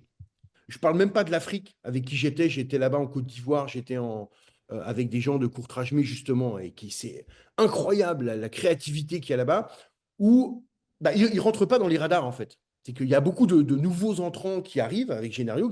En fait, ils sont tellement bons. Ils ont des problèmes, par exemple, d'orthographe et de grammaire. Et vous imaginez pas, quand vous n'avez pas le bac, quand vous n'avez pas eu la chance de vivre dans des familles qui ont une grande exigence en lettres, bah, des fois, vous n'avez pas de bol, quoi. Vos parents ne sont pas français, vous parlez à moitié français, mais ça ne vous empêche pas d'avoir des idées, puis d'être super intelligent, et puis de pouvoir être scénariste. Bah, tout de suite, c'est un accès avec Génario. Bah, il n'y a plus de faute d'orthographe et il n'y a plus de faute de grammaire, parce que vous pouvez tout réécrire. Et en plus, vous pouvez apprendre les structures narratives. Et vous, très vite, vous pouvez comprendre. Et moi, je vois des jeunes filles, des jeunes gamins qui débarquent et qui m'envoient des textes et je me dis, mais c'est incroyable. Donc, je les présente à des producteurs. Parce qu'en fait, les producteurs sentent bien, en fait, qu'il y a quelque chose qui est en train de se passer. Et donc, ce festival, ça va être l'occasion de faire apparaître, de faire émerger toute une nouvelle génération. Quand je dis génération, ce n'est pas des jeunes. Je vois des vieux aussi. Je vois des gens qui étaient dans le cinéma, des gens qui étaient peut-être euh, preneurs de son, mais qui connaissent ça et qui ont toujours eu envie de faire des histoires. Je vois des romanciers débarquer aussi, qui se disent, bah, attends, mais moi, je vais adapter mon roman en scénario et je vais le faire tout seul.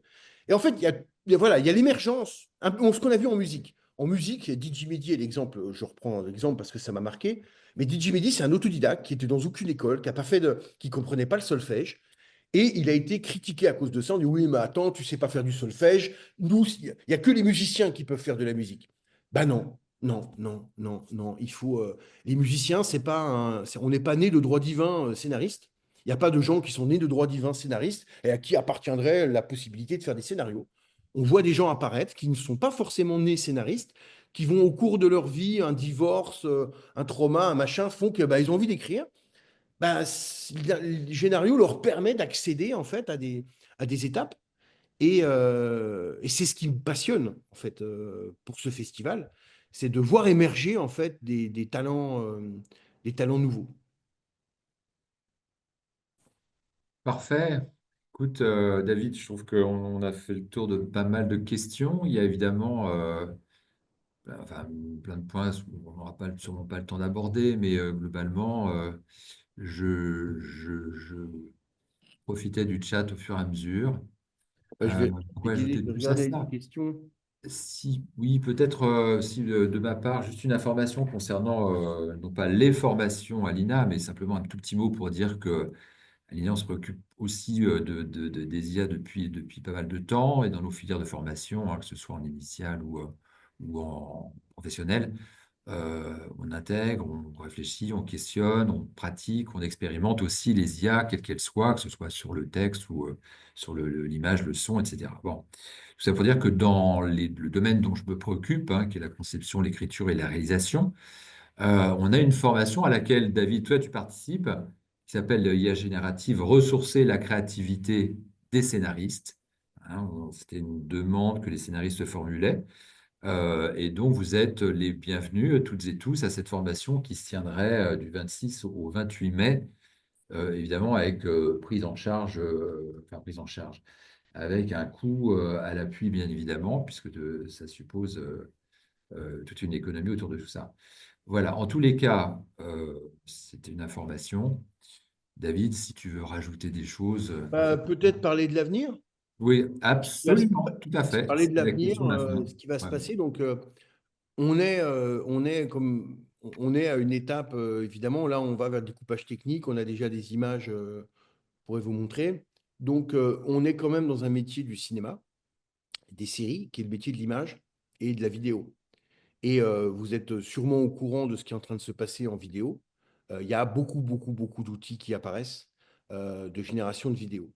Euh, Il y a un fantasme, encore une fois. Je me suis fait avoir par un journaliste, au demeurant très sympa, Pablo de Uber Serica, qui a marqué en titre Bientôt, on n'aura plus besoin d'acteurs. C'est pas sympa de sa part, parce qu'on a discuté au moins pendant 2 heures et je lui ai dit qu'on allait vers du cinéma hybride et que les acteurs ne seraient pas remplacés, les techniciens, qu'on allait continuer à faire du cinéma comme avant, avec l'IA comme une puissance comme l'arrivée de la couleur ou l'arrivée du parlant. Et c'est une technologie supplémentaire au service du tournage et qu'on n'allait pas supprimer les tournages. Et à un moment donné, par une blague, j'ai dit, ouais, bah, peut-être un jour, on n'aura plus besoin d'acteurs pour certains films. Et lui, il a titré ça. Alors, ça attire évidemment la provoque et la provoque attire les choses. Ce qu'il y a dans l'avenir du cinéma, euh, euh, moi, je suis avec pas mal de réalisateurs IA, donc de personnes qui viennent de nulle part, qui en fait de nulle part, enfin, qui utilisent, qui font de la vidéo générative et qui utilisent Génario. Et ce que je vois, c'est qu'il y a il y a une vraie, vraie convergence qui va se créer entre des scénaristes traditionnels, des scénaristes IA et une fusion avec des réalisateurs IA et des réalisateurs traditionnels, et qu'on va vers, une nouvelle création en fait de films. Et je pense que ça, c'est des choses extrêmement excitantes pour nous en tant que scénaristes, parce qu'on va pouvoir faire des choses nouvelles, adapter des choses nouvelles et faire du cinéma, des choses qu'on n'avait jamais fait avant. Il ne s'agit pas de se dire, ah bah ça va réduire les coûts, on va faire comme avant, on va faire un meurtre A, mais avec 50% moins cher. C'est pas ça. En fait, faut pas penser comme ça, en fait, les choses. C'est pas une réduction de coûts avec la peur. Ah bah oui, on va virer les gens, puis l'IA, ça va virer les gens. C'est pas l'industrie marche pas comme ça. Il y a plutôt des. Le numérique est arrivé. Les gens pensaient à la même chose, mais en fait non. Le numérique est arrivé. Bah, le réalisateur, il fait plus de plans et il peut déporter au montage des choses qu'il va décider plus tard. Donc, et ça n'a pas créé, ça n'a pas cassé les emplois ni rien. C'est le streaming est arrivé, ça a créé un contenu, un âge d'or des contenus. On n'a jamais eu autant de contenu disponible, avec autant de scénaristes, autant de gens qui travaillent dans le cinéma. Et je vois pas pourquoi l'IA apporterait une autre tendance. Donc l'avenir, il est plutôt très bon aux créatifs. Et les créatifs, l'avenir leur appartient. Vraiment, que ce soit réalisateur, scénariste, romancier, de gens qui débarquent, euh,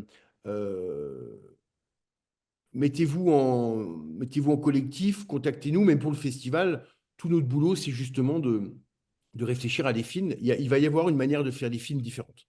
Ça, c'est clair. Et le scénariste, on le voit avec l'apparition des séries, le scénariste et le créateur va prendre une place de plus en plus centrale. Le raconteur d'histoire va prendre une place de plus en plus centrale là-dedans. Et le créateur aussi. Et la peur qui était du producteur, le producteur va me remplacer. Je vais faire de la provoque pour terminer, peu comme ça, mais l'important, ce n'est pas les métiers. L'important, c'est le talent. Moi, si c'est Madame Trucmuche, si c'est un documentariste, un scénariste, un producteur, un machin, s'il fait un super scénar et s'il fait un super film, eh ben quoi? Qu'est-ce qui est important? C'est-à-dire qu'on va interdire, on va faire la discrimination à certains métiers. Ah ben non, toi, tu n'as pas le droit de faire des films. Non, le problème, c'est de faire des œuvres d'art, Le problème, c'est de faire des œuvres qui soient de divertissement. Alors, soit du divertissement parce qu'on divertit, soit des œuvres d'art parce qu'on est plutôt dans un cinéma d'auteur. Et le cinéma d'auteur va évidemment, à cause de sa fragilité financière, être très, très, très, très aidé par l'arrivée de l'IA. Donc, je vois plutôt ça comme une bonne nouvelle. Parfait, parfait, parfait, David. Ben, écoutez, Brice, je pense que on va peut-être s'en tenir là, parce que je vois que effectivement, il est grand temps, on nous salue, on nous remercie, etc. Parfait pour cette intervention, David. Je crois qu'il est temps d'aller déjeuner. Pour ma Oui. part, avant de vous quitter, j'ai ma petite liste de remerciements quand même à diffuser, n'est-ce pas? Voilà, je prends une petite seconde pour ça, puisque c'est effectivement, on est entouré de toute une équipe, hein. Je voudrais remercier d'abord la DSI ici qui a permis effectivement ce travail-là, et particulièrement Jordi qui m'a soutenu là, dans le fait que j'ai une caméra web qui marche. Laurence Parins du Centre de ressources qui m'a documenté, qui m'a mis à jour sur nos échanges là, parce qu'effectivement, les IA et la mise à jour, c'est toujours très compliqué. Je voudrais remercier aussi Hubert Besson. Je ne sais pas s'il peut nous écouter, mais Hubert Besson, c'est la Oui, première personne qui m'a parlé il est de là. toi, David. Et il y a 5 ans, on se disait, oui, oui, mais qu'est-ce que c'est que cette histoire saugrenue? Ça ne pourra pas marcher, cette affaire. Et on voit aujourd'hui où en sont les IA, effectivement. Et comme tu l'évoquais, David, ben, en effet, il y a aujourd'hui, ça paraît absolument incontournable, hein. C'est pas, quoi qu'il en soit. Je voudrais Pour remercier une chose Marie-Pierre Thomas. sur Oui, les pardon. réductions, pardon. Ils peuvent envoyer un mail aussi à contact@genario.fr pour avoir des réductions tout de suite. Mais bon, Voilà, c'est on en ça. reparlera ensemble. Ouais. Oui, c'est ça, absolument, tout à fait. Oui, je remercie aussi Marie-Pierre Thomas, qui est scénariste, qui pratique, enfin, qui nous a conçu et qui anime aussi cette formation sur les IA génératives autour de l'écriture scénaristique pour nous, à laquelle tu participes, hein, David. Et Marie-Pierre, bah, c'est ça, est très, très renfort pour moi, pour nous, Alina, pour vous, les participants. Voilà. Et Louis Laborelli aussi, que j'ai vu apparaître, qui est chercheur à l'INA, et qui là aussi nous met en perspective régulièrement et travaille très activement sur les IA au sein de l'INA, avec en effet, voilà. Et puis bien sûr, et pour finir, Brice Davin, qui est avec nous et à qui je cède la parole pour ma part. Merci à toi, David, bien évidemment, puisque c'est toi qui as fait le gros du boulot Merci aujourd'hui. à vous, c'est un plaisir. Et puis, n'hésitez pas à nous contacter à Génario, de vous contacter à Brice pour booker la promotion. Et puis, si vous avez des questions, utilisez l'outil.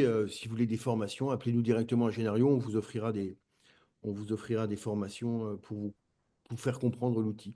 Mais merci encore, Alina. Merci à toi, Jean-Claude. Merci à Brice. Et Je puis vois les voilà. questions qui défilent encore. Pardon, Brice. Les questions défilent encore. Effectivement, on n'a pas pu tout traiter. Je vois que le CEA s'inquiète beaucoup sur l'impact sur l'emploi. On l'a évoqué, d'une manière ou d'une autre, mais Non, non, non, mais il ne faut pas s'inquiéter. Le CEA, ils ont des super scénaristes, ils ont des super formations. Ils n'ont pas à s'inquiéter je pour pense l'emploi. Au bien. contraire, ça va créer des nouveaux emplois de scénaristes. Euh, Absolument. Pardon, Brice, on te coupe la parole à chaque fois que tu n'as pas Non, terminé. mais pas du tout. Je crois que c'est le mot de la fin. Et donc, je vous remercie tous les participants. Merci de vous être mobilisés pendant cette heure et demie. On n'avait pas pensé faire aussi long. Merci. En tout cas, c'était très intéressant. On aurait pu y rester toute la journée. On poursuit les discussions au travers du replay, puisque je vais vous l'envoyer dans les prochaines heures ou d'ici demain, et sur lequel vous aurez également le fameux code promotion et le lien vers de la formation de 3 jours dont Jean-Claude vous parlait à l'instant. Donc encore merci à tous et à très bientôt pour de futurs webinaires avec Lina, puisqu'on va probablement recommencer. À très bientôt. Au revoir.